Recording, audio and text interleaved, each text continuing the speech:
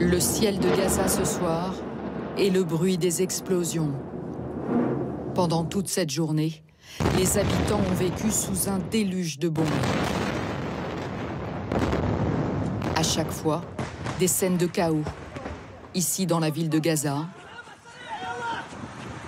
comme dans de nombreux autres. Jabalia, plus au nord notamment, largement pilonné. Il y a des dizaines de morts et des blessés.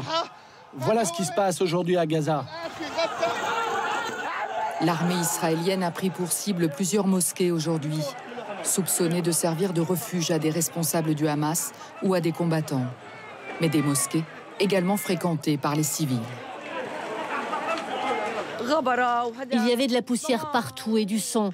Tout est détruit. Il n'y a pas de mots pour décrire ce qui nous arrive. Les destructions sont énormes. Au-delà de la peur, la vie est difficile.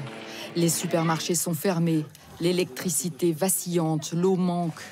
Malgré des réseaux défaillants, nous avons pu joindre une habitante de Gaza par téléphone. Ils sont 15 à s'être réfugiés dans le même appartement. On a 2 heures d'électricité par jour. Après, pour l'eau, les citernes, le réserve d'eau dans nos citernes va nous suffire encore un jour, 2 jours au maximum. Il n'y a pas 2 minutes qui passent sans qu'on... Un bombardement nous interrompt. Nous en avons entendu au moins 5 en 8 minutes. La sécurité est bien la priorité des Gazaouis.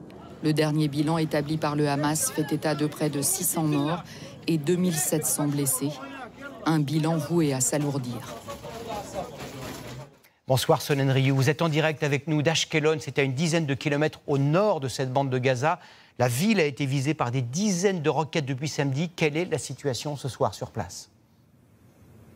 Eh bien, les tirs de roquettes par le Hamas se sont intensifiés tout au long de la journée, particulièrement ce soir.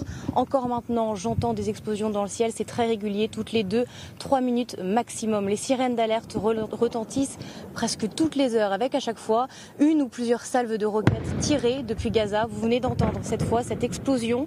C'est le dôme de fer justement qui fonctionne et qui intercepte ces roquettes arrivées depuis Gaza. Parfois, on sent que ce dôme de fer peine justement à intercepter ces roquettes et laisse passer certains missiles palestiniens, créant alors des dégâts sur place, coupant parfois l'électricité. Plus on se rapproche de la bande de Gaza, évidemment, plus la situation se tend, avec encore à Sderot des bombardements il y a moins d'1 heure.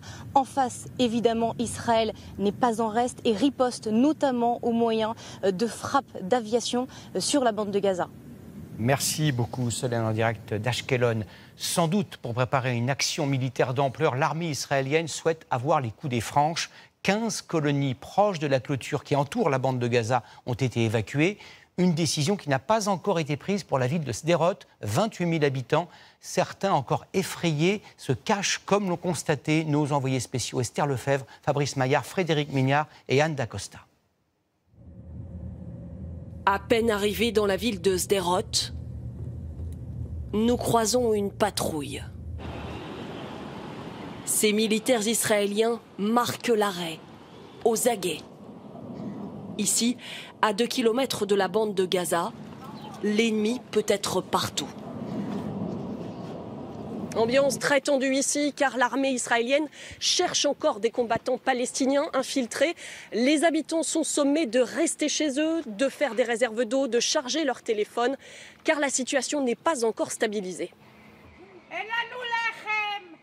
Depuis sa fenêtre, une femme nous interpelle. On n'a plus de médicaments. On a peur. Aidez-nous à sortir. Un cri de désespoir. Depuis samedi matin, Ishaï est lui aussi barricadé chez lui, avec des moyens bien dérisoires. J'ai pris ce fauteuil et je l'ai mis contre la porte. Et j'ai mis un skateboard, au cas où quelqu'un entrerait. Alors qu'il s'approche de la fenêtre, il y a plein de militaires. Il se passe un truc. La sirène retentit. En 15 secondes, il faut rejoindre son abri. Tout va bien. C'est une alerte rouge pour les missiles. Fin de l'alerte, Ishaï fulmine.